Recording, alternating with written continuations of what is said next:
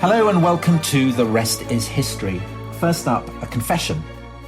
This podcast is actually paid for by a consortium of the Knights Templar and lizards from outer space. Our job is to change the mindset of you, our listeners, by overwhelming you with tendentious historical parallels, thereby softening you up for a global takeover led by George Soros and Elvis.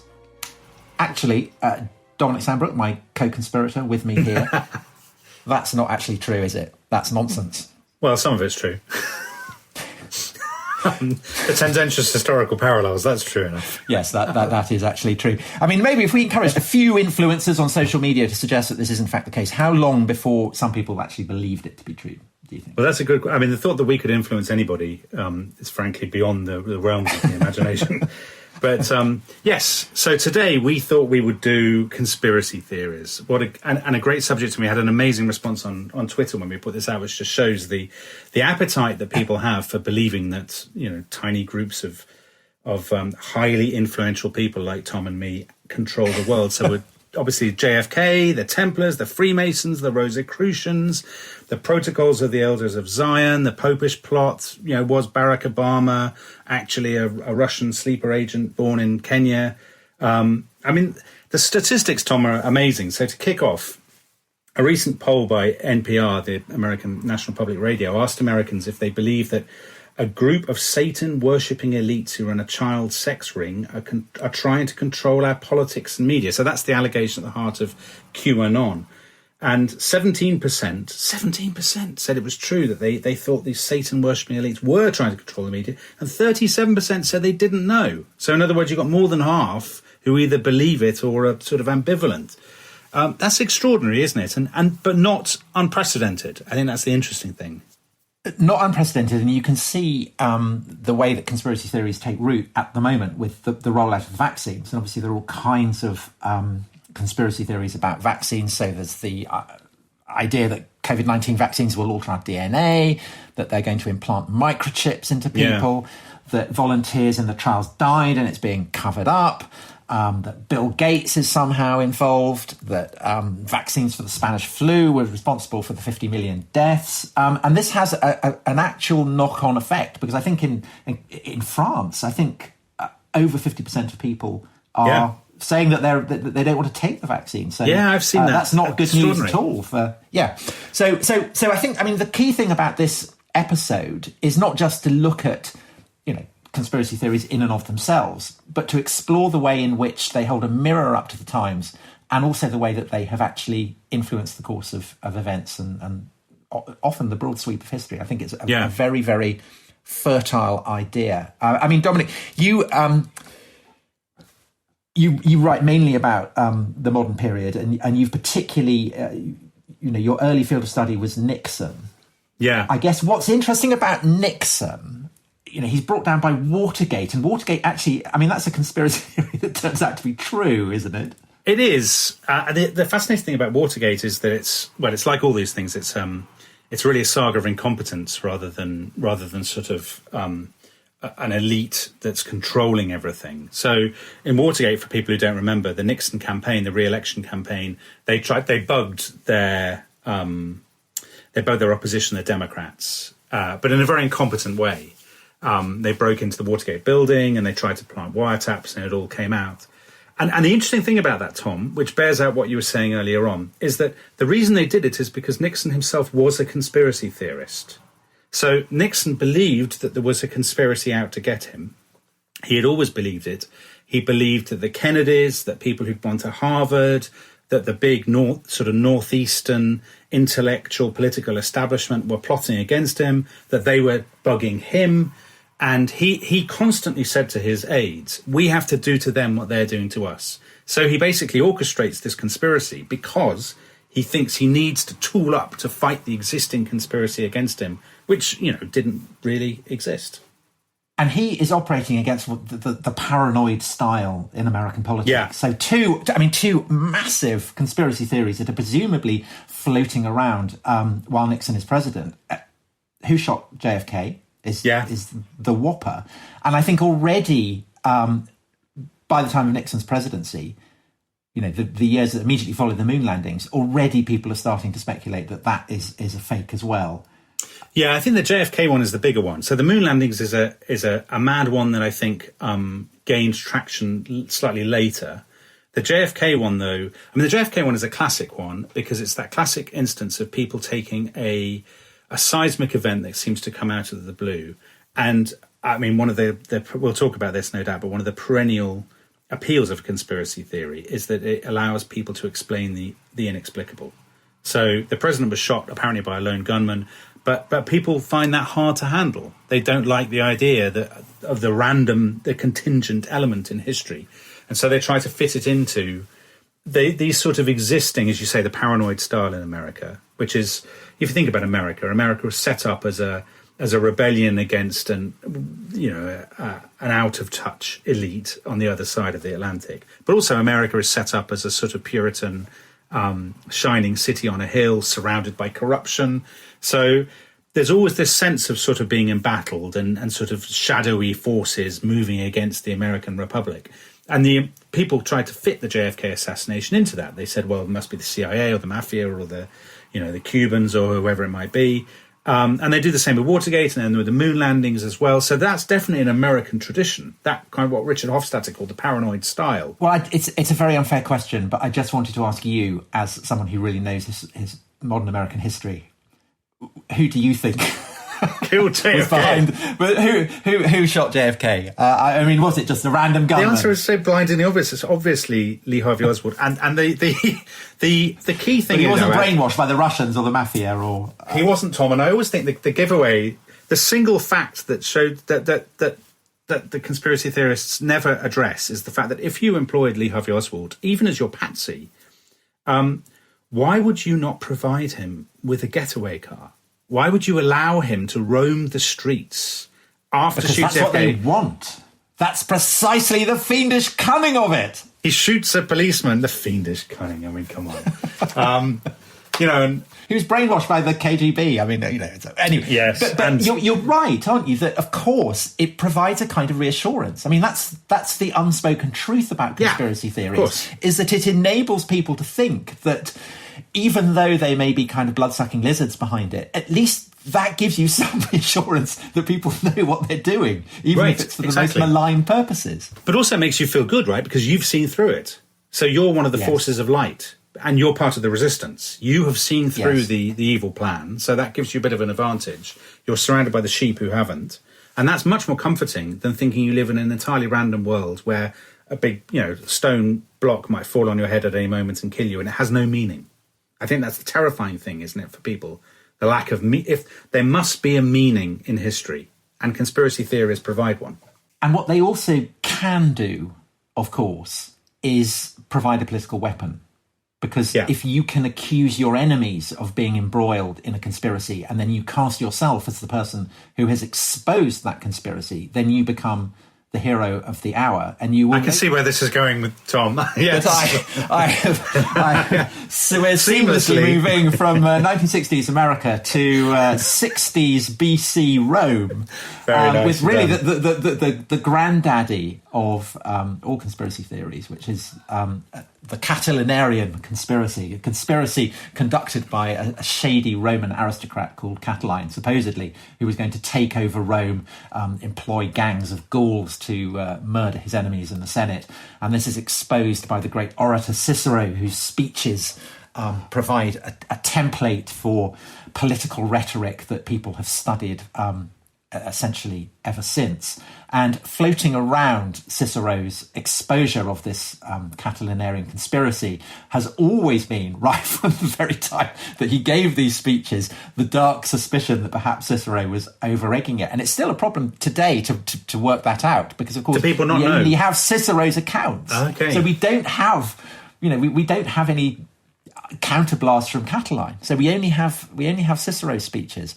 And in a sense, that provides the template precisely because Cicero's speeches are so influential. They kind of provide a model of how to write Latin. So throughout the 16th and then into the 17th century, this is being studied. And I guess that then has an impact on the readiness of people, say, in 17th century England, to suspect dark conspiracies, which and the obvious, I suppose, the kind of glaring example of that is the Popish plot.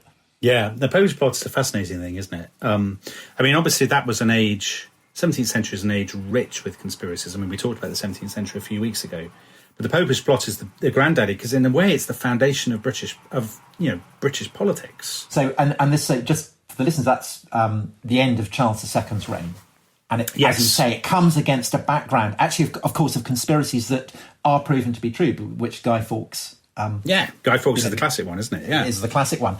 So you know that actually conspiracies are possible. Yeah, and Titus Oates, who is this Catholic fellow, who says he has inside knowledge. He has been to training schools. He has mixed with Jesuits. He's been on the continent. So then he's recanted. He's come back to England and he says, I know. And he has all these details. He appears to have all these details.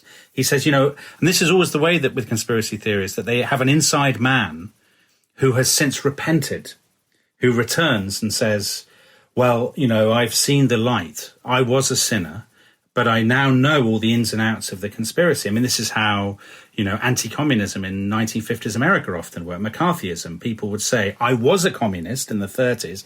I know how evil they are, and I know that all university professors are communists. Well, this is sort of how Titus Oates works. He says, I have this tremendous amount of knowledge. I know there's a plot to kill the king.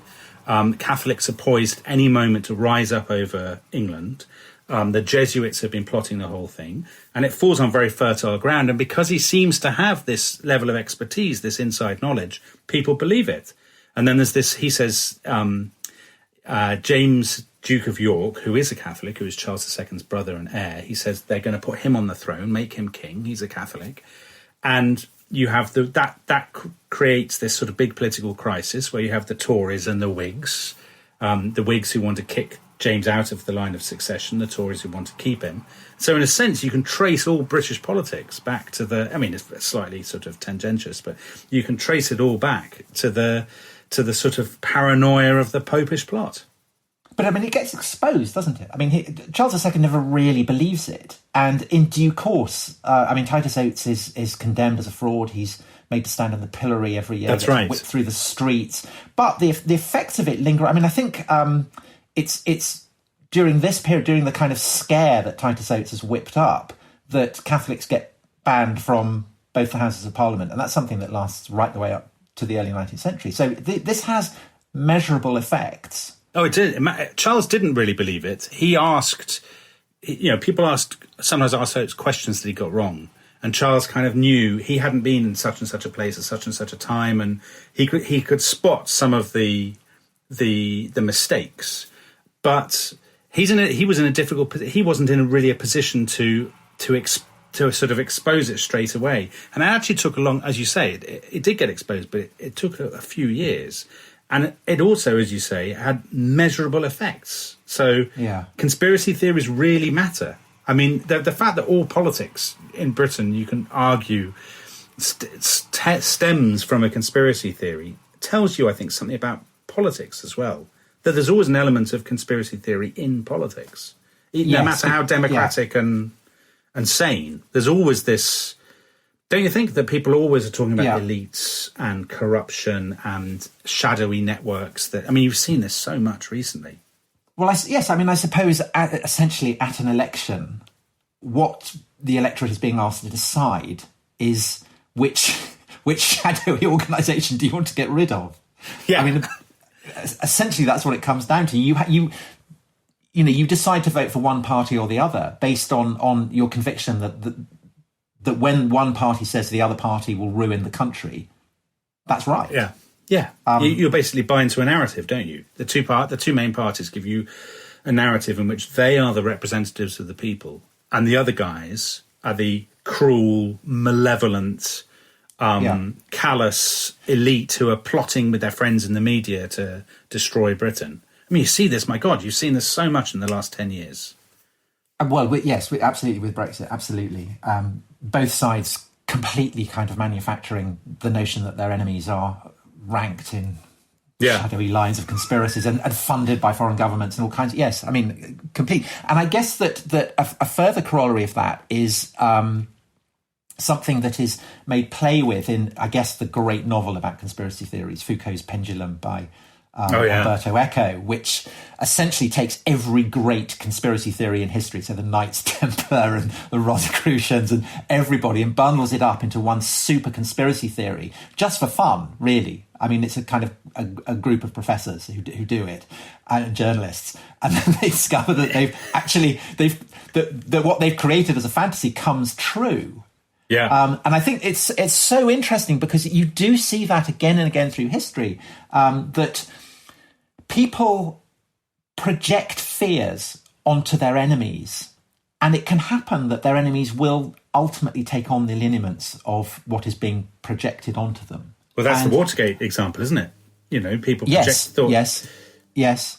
But I think the most fascinating example of that is with the Albigensian Crusade in the early 13th century, which we would now tend to call the Cathars, although the word Cathars is only applied to the Albigensians in the late 19th century, which shows how long these conspiracy theories take to work out. But essentially the idea is that, and again, Foucault's Pendulum makes play with this, that there is, in the south of France, there is a shadowy heretical church, which is modelled on the Catholic Church.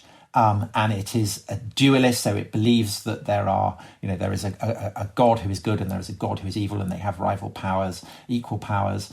And the Albigensian Crusade is launched to extirpate, supposedly, this fantastical church that exists, and it brings devastation and bloodshed kind of beyond compare into the heart of this rich civilization of southern France. It essentially turbocharges the Inquisition.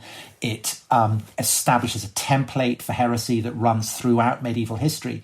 And yet, as far as we can tell, actually, this idea of the shadowy church did not, it was a fantasy. It was made up.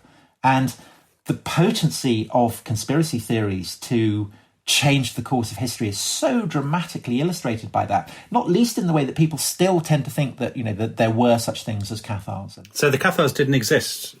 That's what you're basically saying?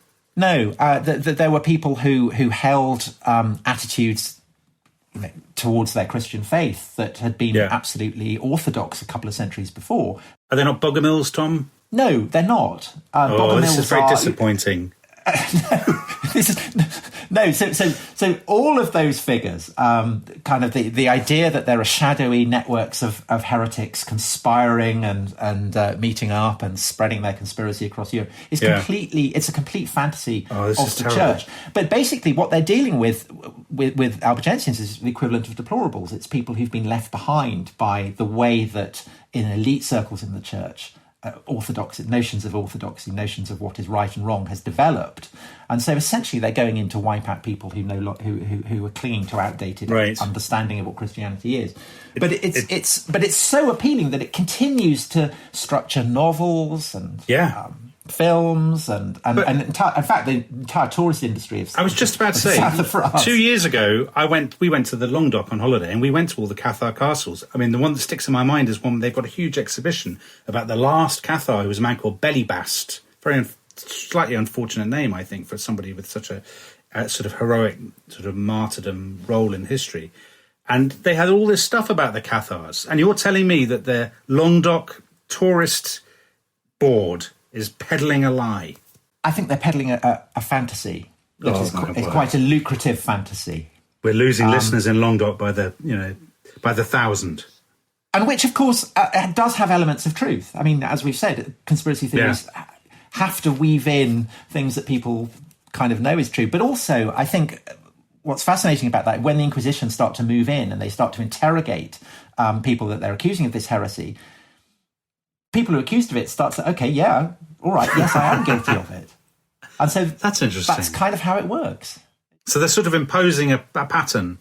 So that's actually not unlike, this is a very weird comparison, but what that reminds me of is after the Ottoman Empire fell apart and people would go around the Balkans and they would say to people, are you a Bulgarian, a Macedonian, a Serbian, or whatever? And people often didn't know, they didn't have an answer. And they would sort of impose an identity on them, which people basically put up with because they'd be shot if they didn't. And then they became those things. So you're basically And that's often how these things work, isn't it? That people project an identity onto something. They project a pattern, and then people end up living up to it. So people imposed the sort of Catharism model on the southwest of France, and now the southwest of France happily embraces it.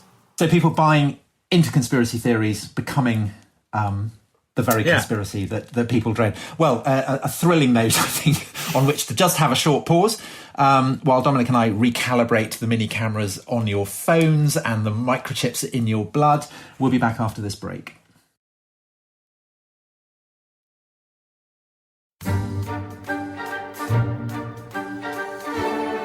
Welcome back to The Rest is History, the podcast paid for by a shadowy cabal committed to bringing about who knows what terrible events, or indeed not. Now, the topic of conspiracy theories is obviously one that people are incredibly interested in, because you've sent us out a vast number of tweets when we mentioned on Twitter the subject for this podcast. So let's take a look at just a few of them. And obviously we're only going to be able to look at a few of them. And the ones that we're not looking at, we're binning them for, because we're part of a sinister conspiracy theory. It's a plot, say, well, yes, it's a plot. It's a plot.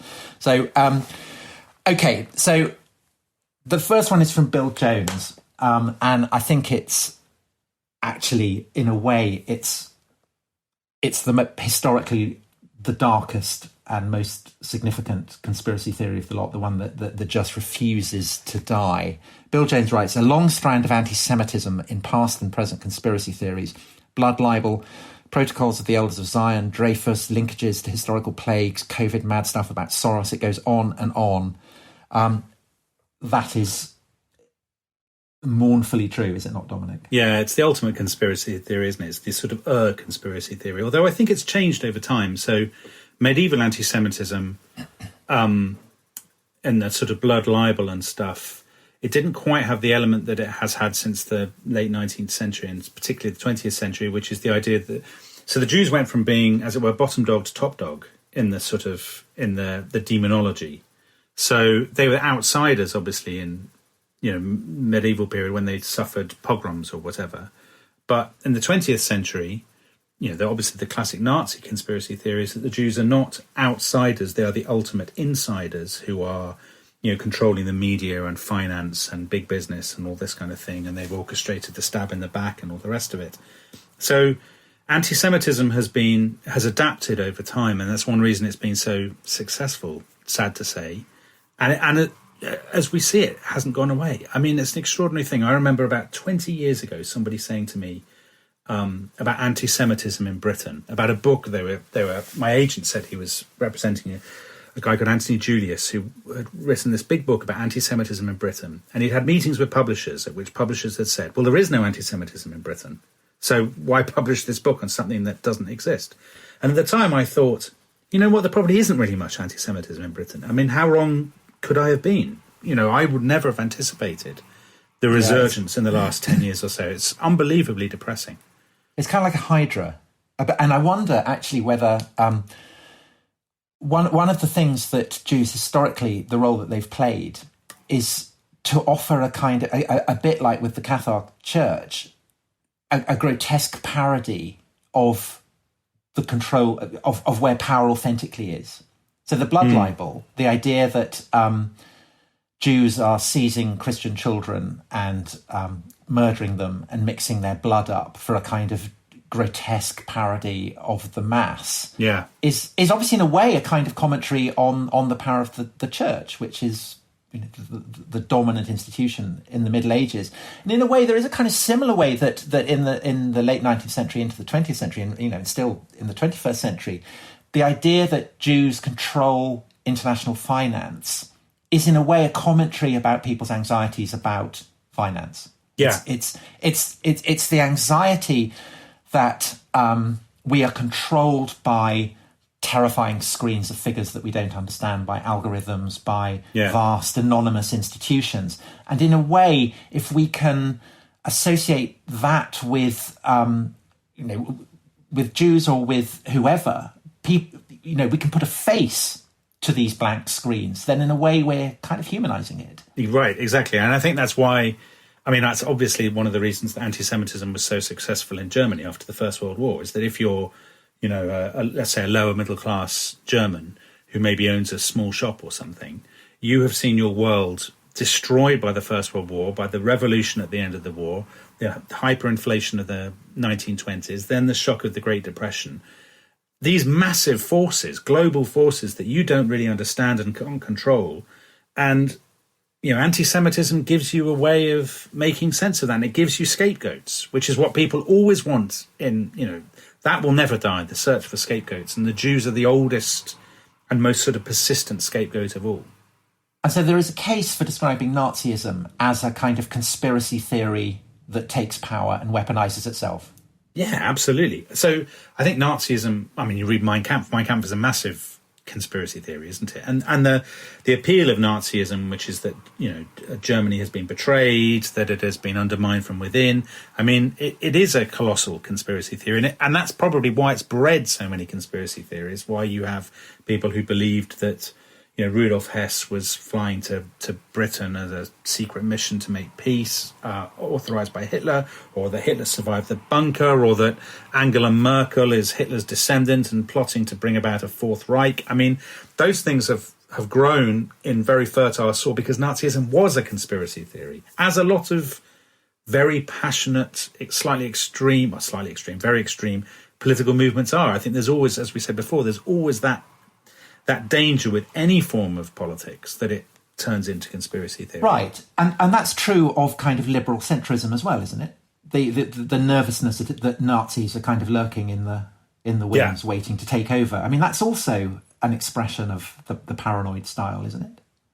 I think it is, actually. I don't think there's any area of politics that is immune from that kind of paranoid style. I mean, how often have you been in a conversation where somebody has said to you, the election was rigged, the election was stolen, the Tories or Labour or whoever it might be and their powerful friends in the media are lying to the public and brainwashing the public. I mean, you'll hear that, if you have conversations about politics, you will hear that week in, week out, and it never goes away. Right, Tom, let's move on before we betray our listeners completely to Ollie Simpson. Ollie Simpson says, Titus Oates claimed Mary of Modena's secretary, that's the Mary of Modena was the wife of the future James II.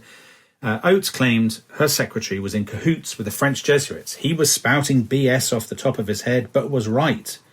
Well, this is true. So Oates did get some things right. And that's often the way with conspiracy theories, is that there are grains of truth. There are sort of little elements that they do get right and that seem to then suggest that everything else is right. And I think that's the interesting thing, that if you argue with a conspiracy theorist, by definition, because they're obsessive, they will know more about the subject than you will. And they'll always sort of run rings around you and say, but look at this, look at that, look at the other. But obviously for Oates, this was a gift, basically. One of his guesses turned out to be correct. And the Jesuits, I suppose, were, plotting against England in a way. I mean, there were plots against the life of Elizabeth I and James I and so on. Maybe for a conspiracy theory to kind of go viral, as it were, and actually have a measurable impact on the politics of the day, it does need that leavening of fact. There is no evidence at all that the royal family are lizards, for instance, and so that's why it just remains a kind of something that people laugh at. Whereas the idea that the Russians influenced the Brexit vote, there's enough evidence for that it's actually had kind of political traction and therefore a measurable political impact on discourse. Or the JFK. This would be an example of it, yes. The JFK assassination, the CIA did have assassination plots, not against American presidents, but against foreign leaders. And so, it's not... Also, that Oswald was in Russia. I mean, that is quite odd, isn't it? I mean, I know that you discounted it with your rabid scepticism, but I mean, that is quite odd. Yeah. And of course, all these things... it's like any political narrative. A political narrative only takes hold if people can recognise some things in it. And the Popish plot, say, would not have taken hold unless there was some element of truth, that there were Catholic powers that didn't like England and there were people in the Catholic Church who wanted to re-Catholicise England and all the rest of it. Against that, we must say that there are certain conspiracy theories that are clearly not true but develop because people have a stake in them. And we come back to the blood libel with one from Daniel Pearl, who talks about William of Norwich and the blood libel, an evil conspiracy theory that still affects people to this day through Chaucer, etc. So the monk in his tale talks about it. Now, William of Norwich, this is the origins of the blood libel, and he is a young boy who vanishes in a wood outside Norwich in 1144, and then he gets hyped up as a martyr, someone who's been murdered by the Jews as a Christian. And the thing that's interesting about this, clearly it's not true. He wasn't murdered. The Jews were not interested in using his blood or anything like that. But it gets hyped up because there is a need in Norwich Cathedral for a martyr or a saint, and they don't really have one. And so this guy, Thomas of Monmouth, who essentially writes the hagiography of William of Norwich, he has a huge stake. I mean, he's interested in doing it because this will then provide for pilgrims coming to the shrine of the murdered saint. And that is also a crucial part of conspiracy theories, isn't it? That they take off when they fill maybe people's needs. It's, you've got a gap, you need to fill it with something. And this is the most baneful example of the lot, because in a way, I mean, this is kind of the most shameful English invention. It begins with William of Norwich, and then it gets kind of turbocharged with Hugh of Lincoln, who's this little boy who vanishes and supposedly is murdered a century later. And it's kind of the most shameful English invention of all time. Wow, that's a big claim. But Tom, you know what? It's such an interesting thing there is that conspiracy, which I hadn't thought of until you just mentioned this about Norwich needing a martyr. Conspiracy theories are lucrative. I mean, the JFK conspiracy theory has generated so much income for so many writers, and indeed, Oliver Stone and his film. That conspiracy theories are an industry in and of themselves. I mean, they literally generate merchandise, and that's an interesting element to it. Now, let's move on to the next one, because I think there's a couple of things I want to say about this. It's from a fellow called Michael Taylor, who has written a book called The Interest, which is all about the defence of slavery.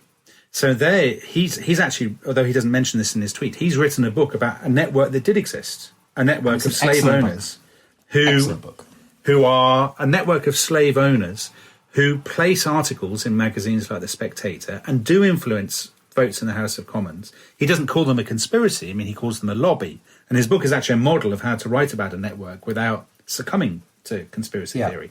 But anyway, he says the Illuminati. So this is a sort of slightly Freemasons-ish group, very popular in Germany. And he says conservatives in England in the 1790s were convinced they caused the French Revolution, were behind the 1798 Irish Rebellion. We even stopped reading Kant for 5 years, Immanuel Kant, the German philosopher, because he was suspected of being one. In brackets, he says, I have published on all this. And actually, it's not just the Illuminati that people blame. It's also the Freemasons. There's a huge thing of people blaming the French Revolution on the Freemasons. And again, there's a slight element of truth in it, in that the Masons and the Illuminati and people like that were kind of progressive. They were the kind of high-minded secularists of their day. And some of them did play roles in these events. And then the whole apparatus of kind of conspiracy theories cranked up around, particularly the Masons. Why the Masons, Freemasonry was banned, for example, in Franco's Spain, because they were seen as plotting against the Catholic Church and the established order and all the rest of it. And even now, of course, anti-Masonic conspiracy theories are incredibly popular, aren't they? Yes, and I think, the French Revolution is such a kind of explosion. It's such a kind of a shock to the system, I guess, particularly in England, where you've got all the aristocrats fleeing there. Just before Christmas, I read Tale of Two Cities for the first time since school. Great book. Yeah. What was really interesting about that was that Dickens explains the coming of the French Revolution as a kind of conspiracy. So he casts people in the slums of Paris as preparing the French Revolution, and it's like they know exactly what is going to happen. And so obviously Dickens is kind of projecting his own knowledge of what's going to happen onto these supposed conspirators. But it kind of answers a need that when an event happens that is so unexpected, so seemingly extraordinary, in a way, the idea that there are a bunch of conspirators, be it in a French wine shop in Paris or in a salon in Vienna or whatever, it cuts through a lot of the need to explain it. People write entire books about what caused the French Revolution, but if you can say, well, it was all organised by the Illuminati, that makes it a lot simpler, much easier to get a handle on. And another great example of that, Tom, if you ever read any of those books published in the 1920s by people like Agatha Christie or the Bulldog Drummond books, there's often scenes in them where there's a group of people who are meeting in a shadowy room somewhere, and they're a kind of Jewish financier, an American businessman, a communist, and somebody else, and they talk about how they brought about the First World War, the Russian Revolution, all these cataclysms. And it's exactly the same thing that you get with the French Revolution, this search for the network that will explain this seismic, geopolitical convulsion.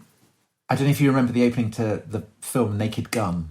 Fidel Castro and the Ayatollah, and they're all kind of gathered around a table, clearly plotting the overthrow of American civilization, and Leslie Nielsen bursts in. But this is the sort of Spectre organisation in James Bond, isn't it? That's what the James Bond Spectre... They have representatives in every country. Yeah. Okay. Right. Here's one from Thoughtfully Catholic, who is indeed a very thoughtful Catholic. And he has a clearly mad theory. There's a theory that the Vatican conspired to create Islam through the medium of Khadija, the Catholic first wife of the founder of Islam, all of which is clearly rubbish. That's and not I true, don't know. surely. No, that's of course not true. Of course, it's not remotely true. Although I don't want to get us into too much trouble here, but the beginnings of Islam. I was just about to say, there was a conspiracy theory about that, right? Well, it's not really a conspiracy theory; it's an academic theory. Where does it come from? Can we trust the Muslim sources for it? Maybe the Muslim sources are themselves, in a way, a kind of, if not a conspiracy theory, an attempt to explain something that happened in a way that makes sense for people by the time they're writing about it. But I won't go into that because I've written an entire book on that, and it has the scope to generate all kinds of blowback. So let's leave that one. Let's park that one. And let's do a. Move on to So Dominic, read out the next one. So Pat Roberts has basically pointed us to the theory, which I hadn't heard before, the theory that Finland doesn't exist, that Finland is a myth. Apologies to our Finnish listeners, but you are part of you're obviously actors, playing the part of playing the part of Finns. That Finland doesn't exist, that the space where Finland purports to be is actually a giant fishing ground. Is that right, Tom? A giant fishing ground for the Norwegians? Yes, for Japanese fishermen. I think it's a Russian Japanese conspiracy, and this originated kind of 4 years ago, and has kind of taken off in the darker reaches of the internet. And I guess it's kind of fun. I mean, actually, it would be quite fun to just come up with a really insane conspiracy theory and see how long it takes to get traction. And I guess, that's the plot of Foucault's Pendulum. Umberto Eco would, he was essentially writing before the internet. And obviously the internet is completely turbocharged. But it's also the plot of Our Man in Havana. So yes, in Graham Greene's novel, the agent basically invents it to justify his fee. Same as The Tailor of Panama, John le Carré's take on it later on. The agent basically invents a conspiracy where none exists, which then comes true. So it's Albigensian Crusade territory. Yeah. But I mean, I think the thing about the Finland one is that it was clearly... I imagine it must have been invented as a joke. Fun, as a joke. And as these jokes tend to, it seems to have slightly run out of control. It's got legs, yeah. Anyway, well, now we come to a tweet that just has so many conspiracy theories in it, and tellingly, it's from someone called Nemo. So wow, that's sinister. So who knows who this could be? I mean, it might be Prince Philip, it might be the CIA. Yeah. Who knows who it might be? Anyway, he's the faked moon landing. Prince Philip killed Diana. The US government assassinated John Lennon. The CIA killed Bob Marley. Well, which of these is the maddest? Why would the CIA kill Bob Marley? Don't know. I'm not familiar with that one. Why would the Reagan government assassinate John Lennon? Again, actually, it's not the Reagan government, it's Jimmy Carter. It's the Jimmy Carter. It's the Carter minute. Jimmy Carter, Mr. Human Rights. Can you see him signing that off? is there not a link between Mark David Chapman killing John Lennon and whoever it was that then shot Reagan? John Hinckley. That Hinckley was inspired by Chapman shooting. I don't know whether he was inspired by Mark Chapman. He was definitely inspired by the film Taxi Driver, in which has the Robert De Niro, Travis Bickle character. I think he was, because it was only it was kind of a couple of months, 2 or 3 months after John Lennon was shot. What is certainly true is that there is a personality type. There are people who feel, victimized and they're outsiders and all the rest of it. And they are often, it's often the case that people who've assassinated American political figures will have had scrapbooks or something of previous assassins, and they want to be as famous as Lee Harvey Oswald, or the guy who shot George Wallace, or the guy who shot Robert Kennedy, or, that this is a sort of pattern that they then want to live up to themselves. I mean, there are two, there's a much better Beatles conspiracy, of course, which is Paul McCartney never died. Paul McCartney died in 1966. Paul McCartney died in 1966, got replaced, and this replacement amazingly was able to write Hey Jude. Yeah. Let it be. I know that conspiracy is not true, because Paul McCartney once saw me shouting at my son when he was small for throwing gravel. This was my counter. This was my real brush for greatness. Yeah, of course. You'd say that, Dominic. Of course you'd say that. I do that thing that you should never do as a parent, which is basically really lose it in public over the what appears to be the smallest thing, but is actually unknown to the rest of everybody who's watching, the 1000th in a series of incidents. I've told you 1,000 times about throwing gravel, stop throwing gravel, and I looked up and there was Paul McCartney, who gave me this sort of avuncular wink and then moved on. You didn't do a thumbs up. No, but I thought, this isn't how it was meant to go. My meeting with Paul McCartney, come on. But the other one that kind of every time there is a mention, every time some famous star gets killed or dies. So Elvis is the classic, but it's been said of John Lennon as well. It's been said of Bob Marley. It's been said of Jim Morrison. I guess it's been said of Marilyn as well. Did they really die? Are they? Yeah. Are they all? So that's because they're kind of saints to their followers, and their followers can't believe that they could ever die. I mean, what's all that about? Yeah, something like that. I don't know. But it's a kind of interesting meme that. And there's also this weird thing, isn't there, that the US government is always the perpetrator.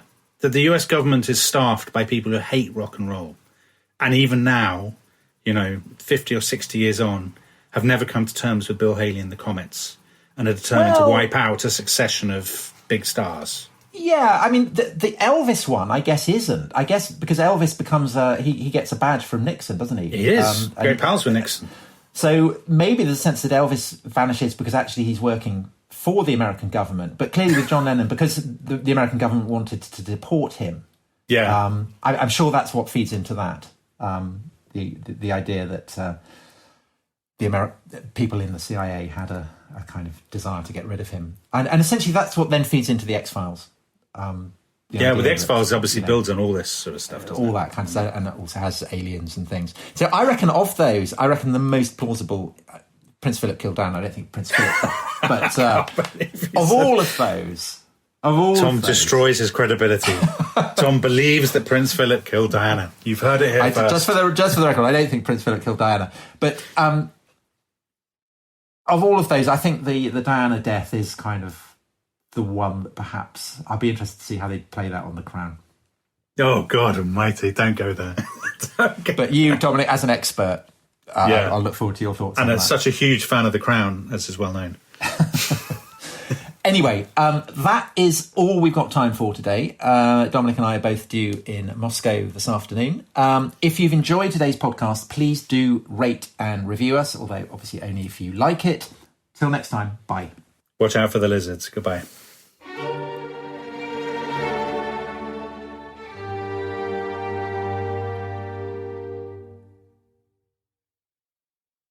Thanks for listening to The Rest is History.